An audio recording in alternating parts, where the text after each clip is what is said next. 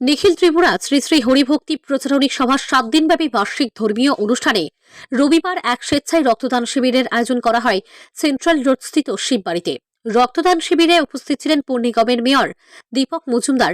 এছাড়াও উপস্থিত ছিলেন কর্পোরেটর রত্না দত্ত, ছিলেন প্রভুপাদ নিত্যগোপাল গোস্বামী ও প্রভুপাদ প্রেম গোপাল গোস্বামী। মেয়র দীপক মজুমদার ওনার বক্তব্যে রক্তদানের তাৎপর্য তুলে ধরেন। তিনি বলেন, রক্তদানের কোনো বিকল্প নেই। রক্তদানের বিকল্প হচ্ছে একমাত্র মানবতার। মানব ধর্মের শ্রেষ্ঠ দান হচ্ছে রক্তদান। এবং সর্বোপরি অনুষ্ঠানকে সফল করার জন্য আজকের সবাই যারা উপস্থিত আছেন এবং আমাদের সাংবাদিক বন্ধুরা প্রত্যেককে আমার অনেক অনেক শুভেচ্ছা এবং ধন্যবাদ।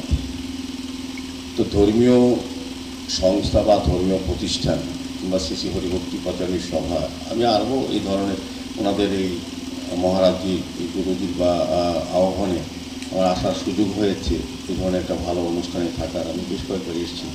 তো আমি দেখেছি যে ওনাদের ধর্মীয় কাজের সঙ্গে সঙ্গে সনাতন ধর্মকে প্রতিষ্ঠা করার জন্য প্রচার করা, প্রসার করা, সমৃদ্ধ করার যে কাজটা তারা সারা দেশে সারা বিশ্বে সব জায়গায় করে এসছেন, তার পাশাপাশি সামাজিক দায়িত্ব হিসেবে, সামাজিক পক্ষে হিসেবে ধর্মীয় কাজের সঙ্গে সঙ্গে মানুষের জন্য কিছু কাজ করা। ধর্ম আর মানুষ একসঙ্গে থাকলেই ধর্ম কাজ, আসল ধর্ম এটাই হচ্ছে মানুষের সঙ্গে মানুষের জন্য কর্ম করা। তো আমি বলবো যারা আজকে এই রক্তদান শিবিরে রক্তদান করছেন তাদের জীবনের শ্রেষ্ঠ কর্ম, শ্রেষ্ঠ ধর্ম তারা মানব ধর্ম পালন করছেন। এবং প্রতি বছরই এই ধরনের সম্মেলনে এই শ্রী শ্রী হরিভক্তি প্রচারণী সভার উদ্যোগে রক্তদান উৎসব বা রক্তদান শিবির হয়। এটা অত্যন্ত প্রয়োজনীয়, এই কারণে বলবো। তো আমাদের রাজ্যের মাননীয় মুখ্যমন্ত্রী প্রফেসর ডক্টর মানিক শাহ কয়েক মাস আগে সারা রাজ্যবাসীর কাছে বিভিন্ন স্বেচ্ছাসেবী সংগঠন, ধর্মীয় প্রতিষ্ঠান, ব্যক্তির কাছে আবেদন রেখেছিলেন যে আমাদের এই রাজ্যে 12টি সরকারি অনুমোদিত ব্লাড ব্যাংক এবং 2টি বেসরকারি ব্লাড ব্যাংক থাকে। তার চাহিদার যে ভারসাম্য সেটা কিন্তু রক্ষা করে রক্তদান শিবির, যোগান এবং চাহিদার মধ্যে।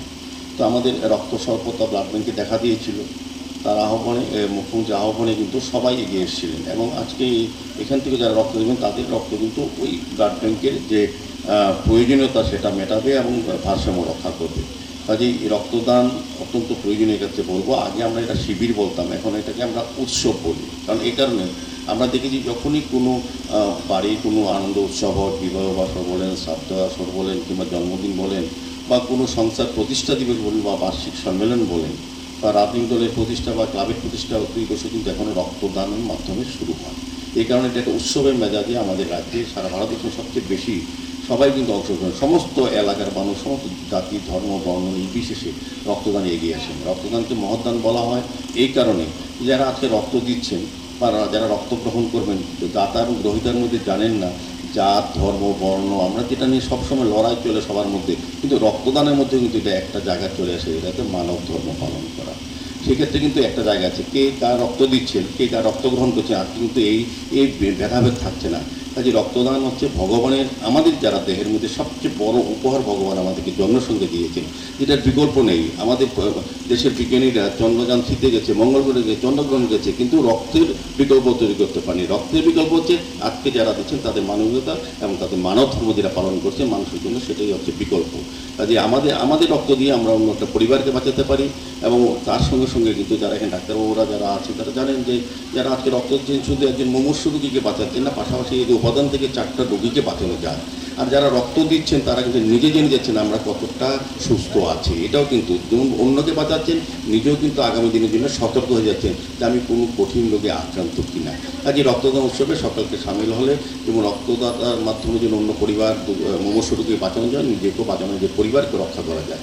তো সার্বিকভাবে আমি আলোচনা দেখে মহারাজ এখানে বলবেন, গুরুজি আমি বলবো যারা রক্তদানে এগিয়ে এসেছেন তাদেরকে ধন্যবাদ জানাই। আগামী দিনও শ্রী শ্রী হরিভক্তি প্রচারণী সভা তারা যেমন ধর্মীয় কাজে মানুষকে সুস্থ সুন্দর রাখা, সমাজকে ভালো রাখা এবং সুন্দরভাবে রাষ্ট্র গঠনে মানুষকে অংশগ্রহণ করানো, ধর্মীয় ভাবাবেগের মধ্যে হিন্দু সনাতন ধর্মকে আরও সমৃদ্ধ করার ক্ষেত্রে তারা যেমন কাজ করে যাচ্ছেন, সামাজিক দায়িত্ব হিসেবেও তারা এই ধরনের অনুষ্ঠান সারা বছরই করে থাকেন।